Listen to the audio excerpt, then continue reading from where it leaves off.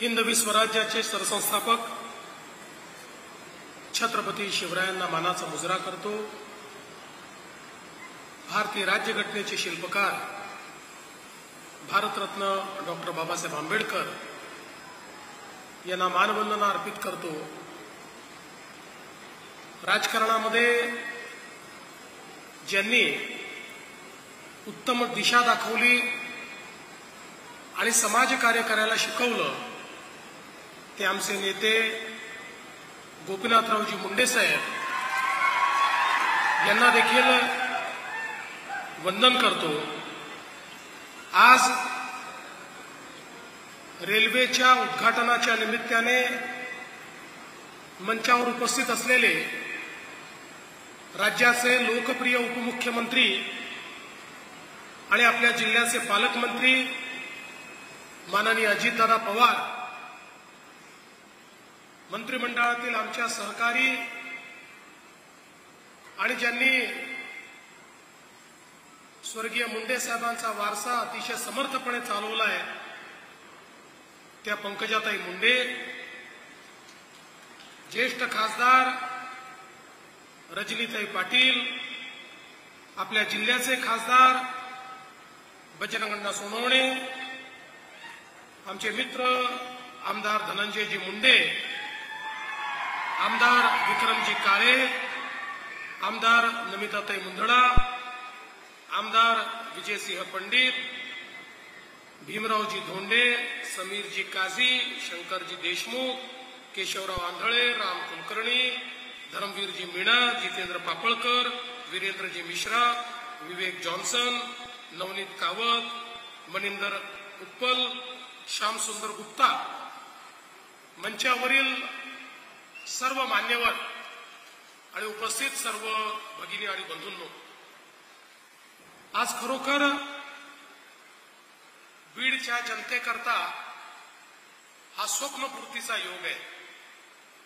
अनेक दशकाच्या प्रयत्नानंतर खऱ्या अर्थानं आपल्या स्वप्नातली रेल्वे या सुरू होते आणि मगाशी उल्लेख झाला केशर काकू क्षीरसागर असतील किंवा आमचे नेते गोपीनाथराव मुंडे साहेब असतील, यांनी या रेल्वेचं स्वप्न केवळ बघितलं नाही तर मुंडे साहेबांनी या रेल्वेचं स्वप्न प्रत्यक्षात आणण्याकरता एक मोठा संघर्ष देखील केला आणि म्हणूनच आज मी असं म्हणू शकतो की हा पितृपक्ष चाललेला आहे। आपण अखरपक म्हणतो, पितृपक्षामध्ये आपल्या पितरांना काहीतरी अर्पण करायचं असतं, त्यांच्या आवडीच्या गोष्टी त्यांना द्यायच्या असतात। आमच्या मुंडे साहेबांच्या आवडीचा विषय काय होता तर बीडची रेल्वे होती, ती आज आम्ही त्यांना या ठिकाणी अर्पण करतोय। खरं तर मागच्या काळामध्ये आम्ही न्यू आष्टी ते अहिल्यानगर 2023 साली त्याचा शुभारंभ केला होता आणि आता बीडपर्यंत आपण या ठिकाणी पोहोचलेलो आहोत आणि दादांनी आताच सांगितलं की लवकरच विजेचं काम देखील पुढच्या 3-4 महिन्यात आम्ही पूर्ण करू आणि त्यानंतर ही विजेच्या इंजिनवर ज्यावेळी धावेल त्यावेळी याचा वेगही वाढेल आणि प्रवासाचे तासही कमी होतील, त्याच्याकडे आता आपण सगळे अग्रेसर झालो। मी या ठिकाणी अजितदादा आणि पंकजाताई यांच्या म्हणण्याशी सहमत आहे। हा श्रेयवादाचा दिवस नाहीये, हा दिवस आपल्या आनंदाचा दिवस आहे आणि म्हणून ज्या ज्या लोकांनी, शेवटी जगन्नाथाचा रथ आहे, तो रथ ओढत असताना अनेक लोकांचे हात लागतात, त्यामुळे ज्या ज्या लोकांनी प्रत्यक्ष अप्रत्यक्ष या कामामध्ये त्या ठिकाणी मदत केली असेल त्या सगळ्यांचे मी मनापासून आभार मानतो, त्यांचं अभिनंदन करतो।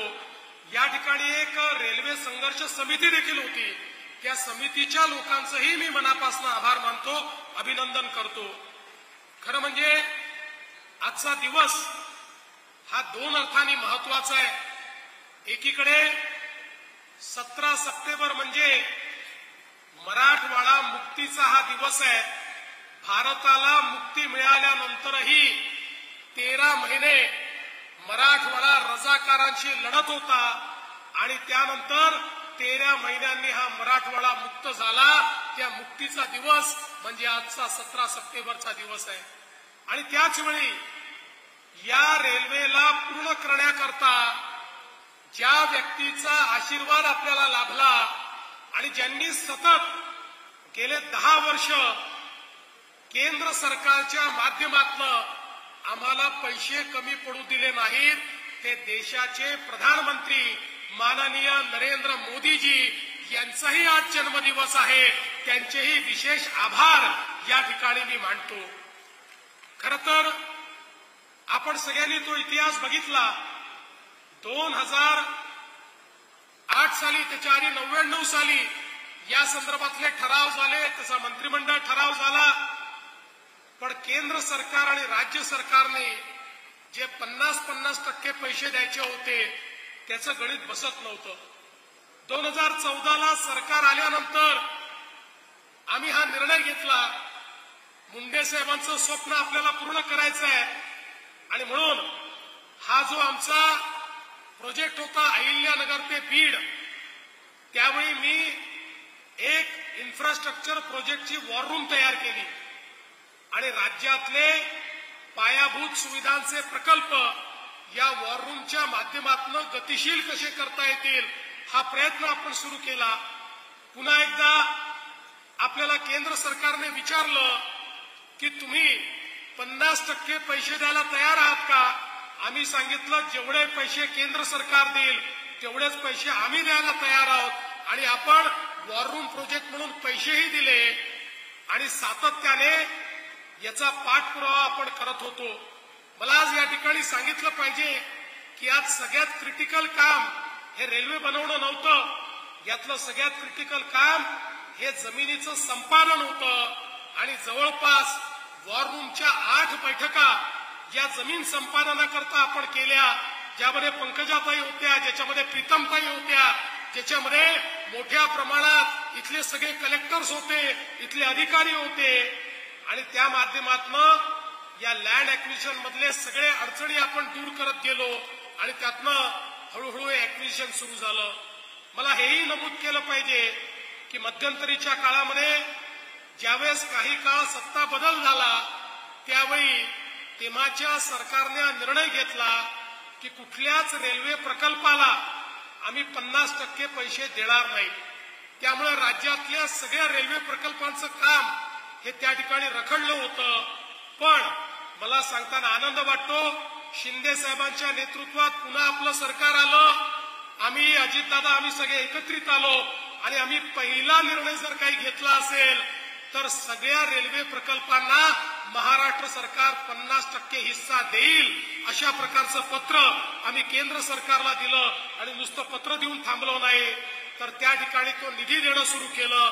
अजितदादा देखील अर्थमंत्री झाले, त्यांनी त्यांच्या बजेटमधनं या प्रकल्पाकरता आवश्यक जे पैसे होते ते पैसे या ठिकाणी दिले आणि म्हणून हा प्रकल्प आज आपण पूर्ण करू शकलो आणि यातनं मोठ्या प्रमाणात हे काम झालेलं आपल्याला पाहायला मिळत आहे. आणि म्हणून मी याकरता मोदीजींचे आभार मानेन की मोदीजींनी गेल्या 10 वर्षामध्ये मराठवाड्यातल्या रेल्वे प्रकल्पाकरता 21,000 कोटी रुपये दिले. 21,000 कोटी रुपये.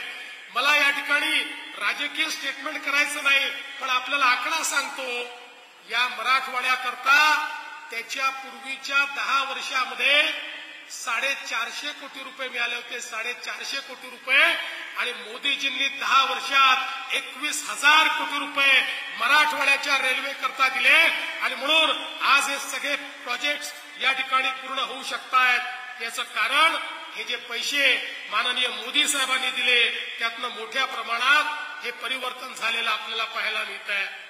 मी मराठवाड्याच्या जनतेला, बीडच्या जनतेला सांगू इच्छितो, आमचं सरकार हे मराठवाड्याच्या पाठीशी आहे. मगाशी खासदार साहेबांनी सिंचनाचा प्रश्न देखील उपस्थित केला.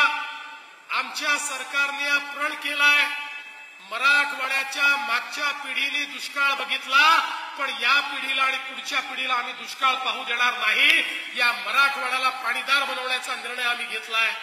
मला आनंद वाटतो, मराठवाड्याच्या हिश्श्याचं 23 टीएमसी पाणी हे हरवलं होतं, त्यातलं 60 टीएमसी पाणी आम्ही शोधून काढलं आणि आष्टीपर्यंत ते पाणी आणण्याचं काम हे आमच्याच सरकारने या ठिकाणी केलं. पण तेवढं करून चालणार नाही.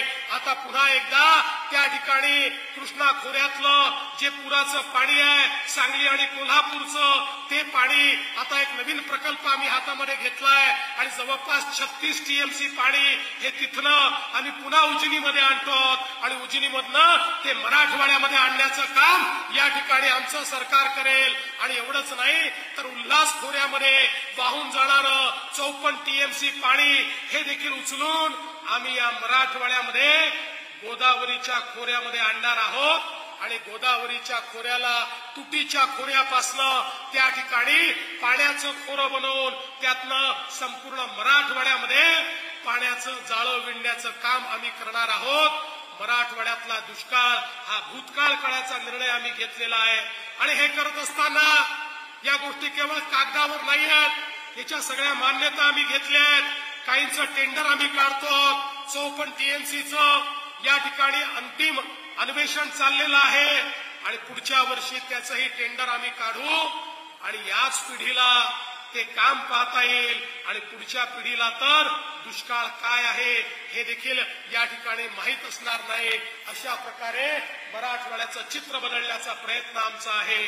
आणि म्हणून मी आपल्याला एवढंच सांगतो की आज सरकार सर्व परीने आपल्या पाठीशी आहे आणि आता अजितदादांनी सांगितलं, या बीड जिल्ह्याच्या सर्वांगीण विकासाकरता जे काही प्रकल्प या ठिकाणी आमचे लोकप्रतिनिधी असतील, आपण सगळे मिळून मांडाल, त्याच्याकरता अजितदादा असतील, मी असेल किंवा शिंदे साहेब असतील, आम्ही कुठल्याही परिस्थितीमध्ये त्या प्रकल्पांच्या पाठीशी उभे राहू.